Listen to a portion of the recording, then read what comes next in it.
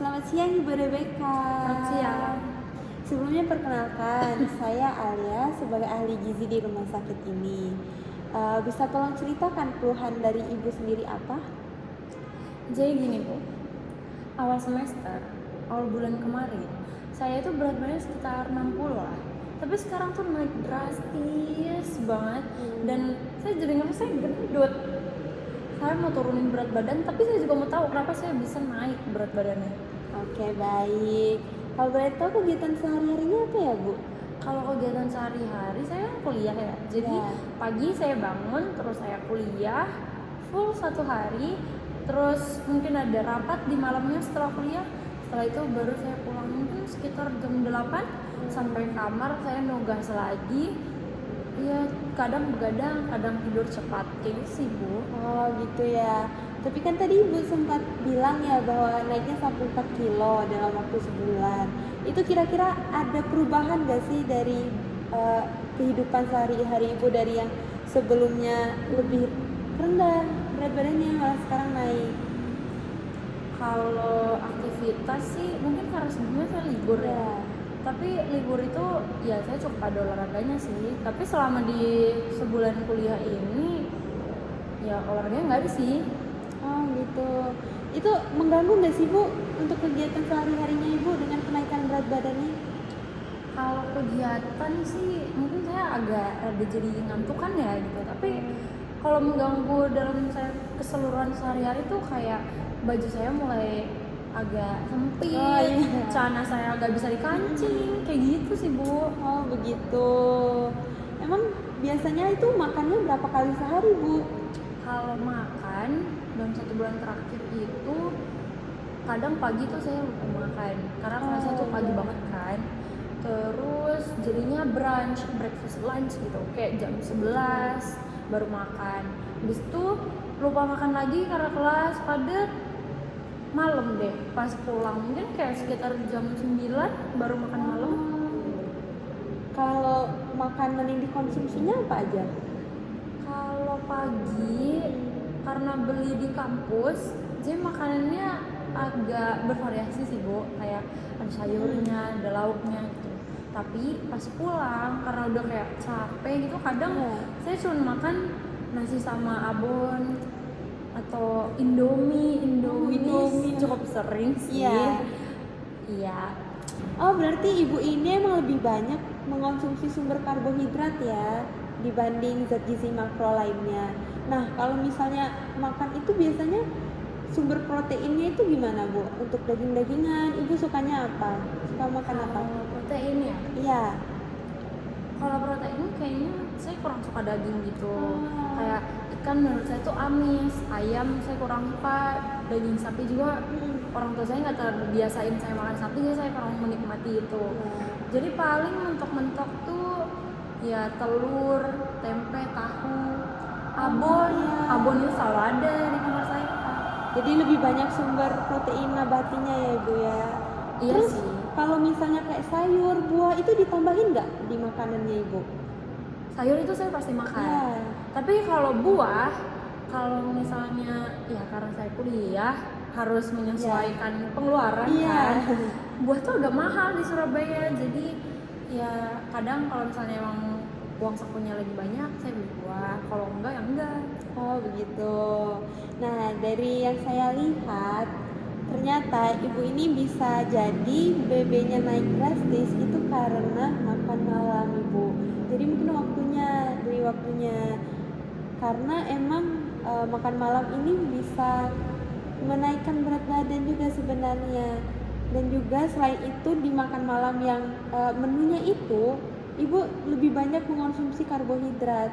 Jadinya tidak seimbang dengan kebutuhan zat gizi yang Ibu butuhkan, sehingga karbohidratnya itu menumpuk menjadi lemak dan terjadilah kenaikan berat badan. Jadi itu alasan saya gendut. Oh ya, selain itu Ibu biasanya kalau untuk sehari-harinya suka olahraga gitu nggak? Atau misalnya melakukan aktivitas fisik, beres-beres, atau misalnya jalan kaki, itu gimana Bu? Bisa ceritain nggak? Nah kalau olahraga yang ya pas liburan itu saya cukup sering. Tapi selama kuliah ini beres-beres sih udah pasti ya setiap hari. Mungkin karena kelas saya di lantai 2 dan 3, saya selalu mengusahakan untuk naik tangga. Tapi ya paling itu aja sih, karena sisanya kan saya naik ojek online. Oh, seperti. Karena jauh juga ya Bu ya jaraknya. Iya, kalau dari kamar saya ke sini cukup jauh ya. Iya Bu, Kalau ngerti jalan sih. kaki nggak bisa. Biasanya kan Surabaya panas juga ya Bu ya. Untungnya Banget. sekarang lagi musim hujan. Itu juga Iya benar-benar. karena hujan juga saya nggak bisa jalan dong, karena hujan Ya kan Bu. benar. Jadinya emang agak sulit ya fasilitasnya di sini emang untuk kita terbiasa jalan kaki itu. Ya sih Bu, saya ngerti sih. Nah, mungkin salah satu efek dari kenaikan berat badan Ibu itu juga Bu, karena Ibu mengonsumsi banyak kalori, banyak makanan, tapi keluarnya sedikit, sehingga jadinya menumpuk gitu. Nah, Kak, Ibu sebelumnya tahu intermittent fasting nggak? Tahu diet IF?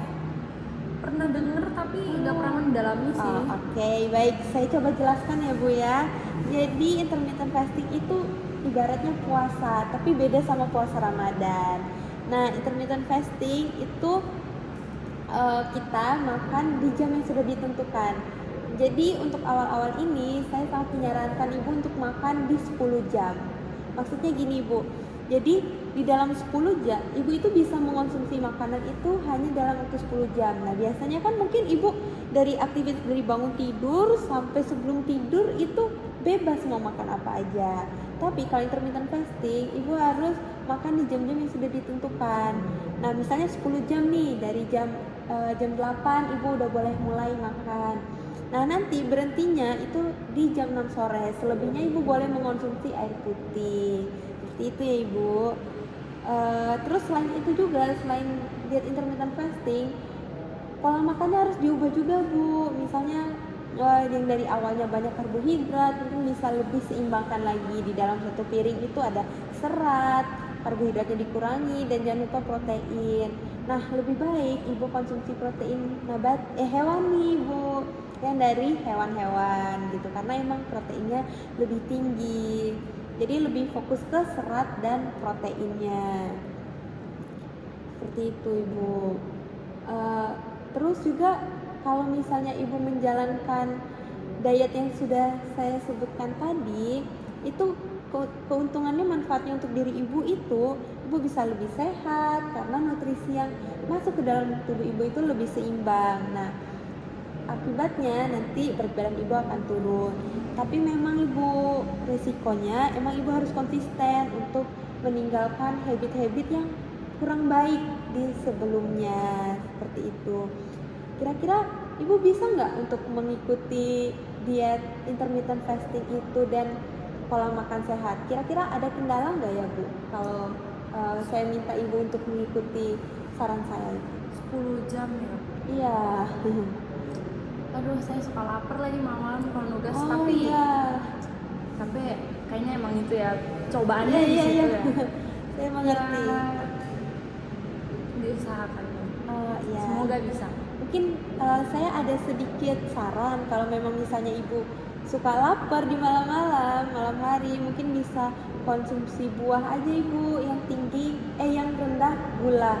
Misalnya melon, apel, itu nggak apa-apa kok Ibu, selama tidak berlebihan. Kalau memang lapar, mungkin ibunya kalau misalnya lapar nggak bisa tidur kali ya Bu.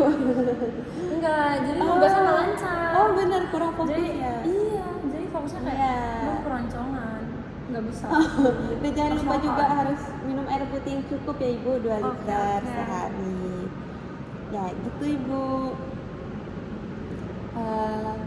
Awalnya sih emang sulit ya Bu ya untuk meninggalkan kebiasaan-kebiasaan yang sudah dilakukan dari sebelum-sebelumnya. Tapi biasanya itu awal-awal aja sulit Ibu. Kalau misalnya sudah terbiasa, sudah konsisten, mungkin ibunya akan lebih mudah untuk menjalani diet yang seimbang, hidupnya lebih sehat dan lebih mungkin ibunya bisa lebih enjoy kalau sudah terbiasa.